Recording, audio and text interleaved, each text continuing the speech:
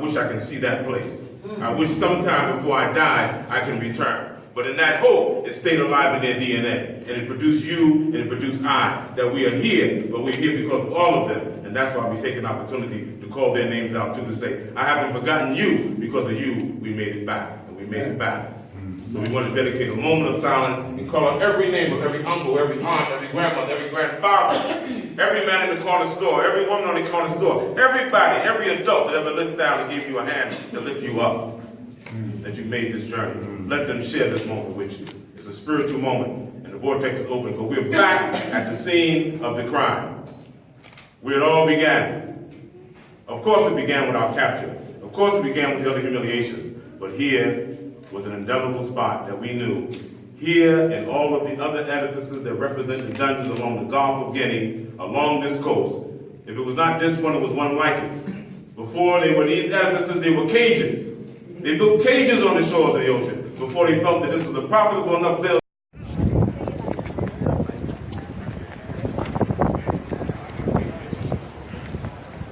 I found a new cameraman. This is my new cameraman. Sure.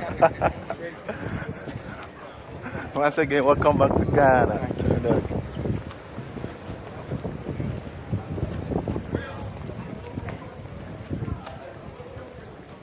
We are going to enter briefly. Yes. But watch your head. Show him the way. All right, you take care. Okay. Watch your head. Watch your head. Sure. All right. Let me just turn off the light briefly. Yeah. Very briefly.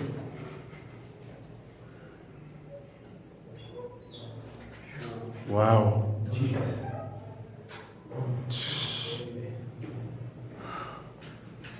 This was a condemned cell that was constructed for strong Africans that they kept in the dungeons. Yes. And because of the treatment given, they were fighting the white people day in, day out. They wanted freedom. Yeah. Those doing that, strong men were brought here. There were three doors at a time. There was a door, the first one, the second and third. They put them here, they would lock the three doors. Yeah. They won't give them food, no water, no light, then they died. So this is a death cell. Yeah. And they did that to serve as a deterrent From to others. of others. Yeah. So they kill people here through starvation. Yeah. This is where they would have put me. So watch your head as you move out. This is for the fighters.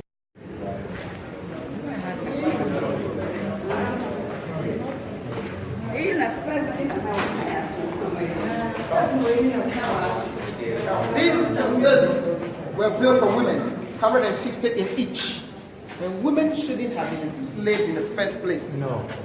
Because they needed more labor, they were taken to go and breed, to go and produce. So when the women got to the Americans, they multiplied in their millions.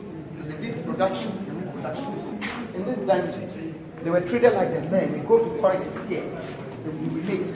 They pass their menses at the end of every month. They did not allow the blacks to clean their teeth. They did not bath for about 3 months. Out of all this treatment given to them, the white men still raped the African women. So anytime they wanted to do that, the rooms at the top of the bridge, where there is zero weight, they come from the rooms, open this way, but that's to look through, and they select them to their bedroom.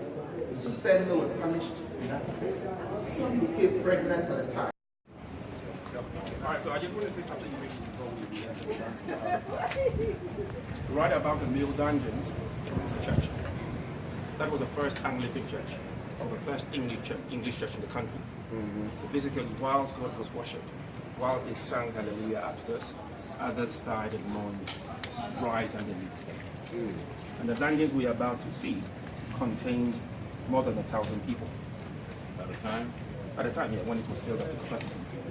And they could stay in there for about 3 months or more before the next ship arrived. So we'll go through the male dungeons. It's a bit slopey and slippery, so I will urge all of us to take it easy whilst we go through the male dungeons. It should be mentioned that these places that we mentioned earlier, they were not really, people didn't pay attention to them as real tourist sites, anything like that. So when Ghana in 1992 decided that it was going to create a festival to try to bring us back together again, which is called Panafest, they were anticipating plenty of the brothers and sisters coming from the diaspora over here to Panifest. They're trying to figure out what kind of monument. What kind of monument?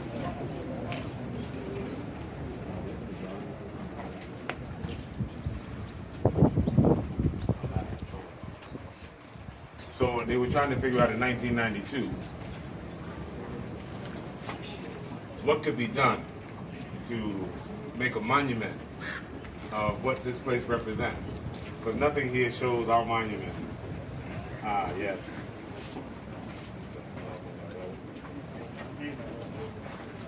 This is the whole infamous nail dungeon of the Cape Coast slave dungeon in Fort. And we're just explaining that in 1992, when the government of Ghana decided to create a festival that would be able to try to bring the African family together, those abroad and those at home, was through Panifest. And then Isaac Hayes and Dionne Warwick came to Ghana, and they shared that idea with them. And they came into these dungeons for the first time. And Isaac Hayes broke down, Dionne Warwick broke down, and they talked about trying to encourage many of the Africans in the diaspora to come home. So 94 was targeted as the big Panifest Festival. And they wanted to put something here monumental that would speak to the atrocities that our ancestors went through. But it was so short that nobody can think of what to do. People said a statue of us breaking chains. Some people said an eternal life. But nobody could really think of what to do. So when the festival was approaching, they just decided to do this plaque and place this plaque as a small monument or a testimony until someone came up with the idea of what would be a meaningful monument to leave here as a testimony. So that's why you got these words here that were put here. An everlasting memory of the anguish of our ancestors. May those who died rest in peace, and may those who return find their roots. May humanity never again perpetuate such an injustice against humanity. We the living vow to uphold this. So that was placed here for Panifest in 1992. And then in 2009, when the world was shocked with the first elected black president in America, with President Barack Obama, Ghana only had a 2-week notice. Ghana only had a 2-week notice to say that Ghana was chosen for its first West African stop. And people also saying, what are we going to do? What kind of monument can be left?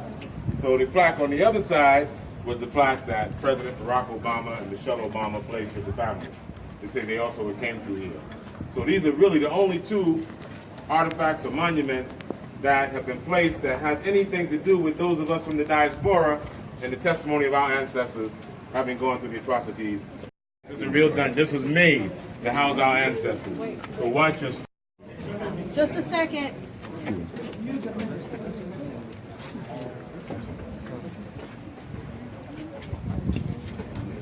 Watch your step.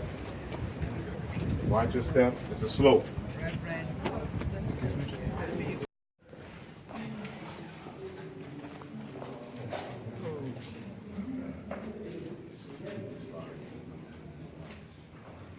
My brothers and sisters, the male dungeons. This room you see today accommodated over 200 men. 200. Look at our number. 200. So in total, we had 5 similar rooms. So in total, when this place was filled up to capacity, so about this level, this room was filled up with all the things they left. That's the markings you see on these walls here. The markings were what they did to mark where the floor was, and they had to excavate going down so you could see the cobblestone. So what you walked on was the centuries of feces and the remains of our ancestors. Sweat, blood, flesh, shit, piss, everything you want to think of was accumulated that covered the rest of the floors that you'll see when you go out here. Because you won't see this cobblestone on any of the other floors. But you will see where the markings were before they excavated what this floor, the height of it used to be, on all of that was there. I wish I could see that place.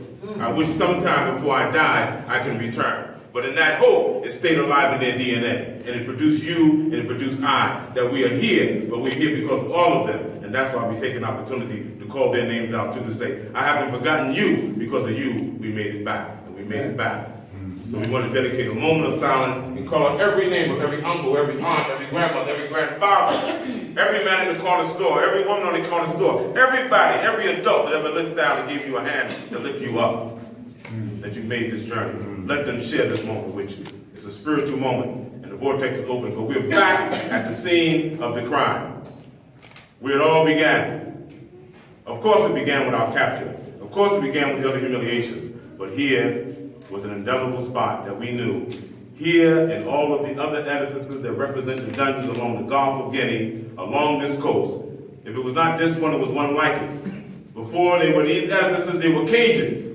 They built cages on the shores of the ocean before they felt that this was a profitable enough build. And on top of this dungeon, British went to build a church.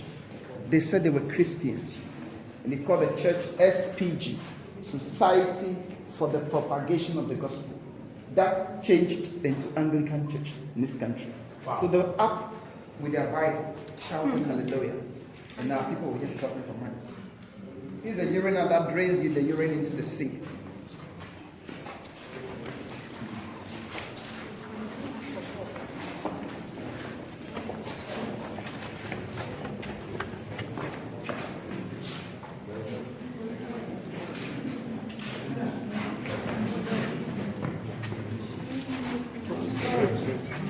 Watch your steps, please.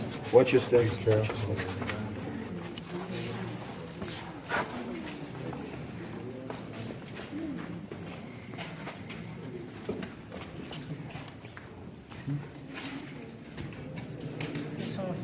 Oh, this is kind It's more specific.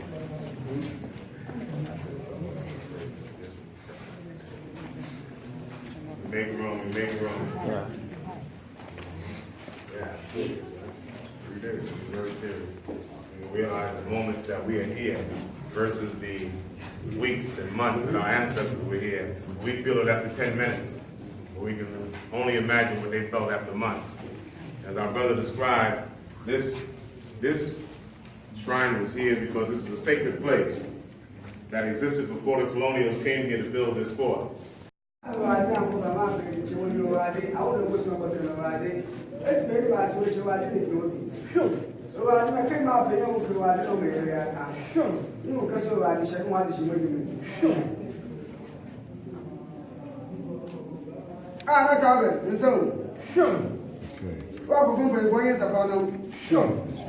If we have no such as one is a move, sure.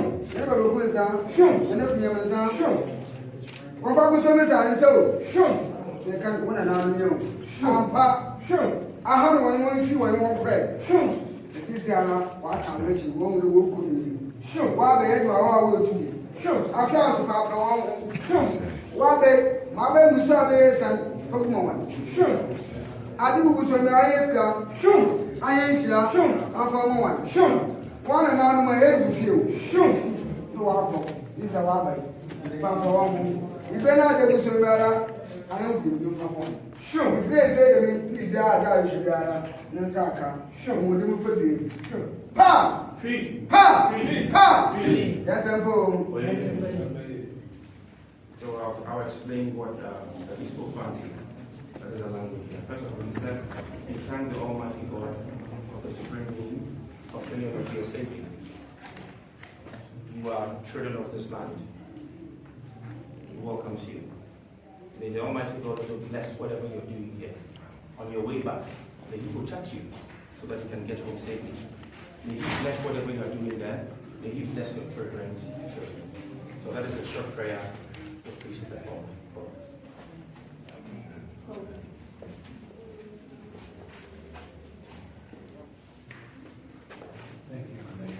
Yeah. What's up, my boy? How you doing? My sister.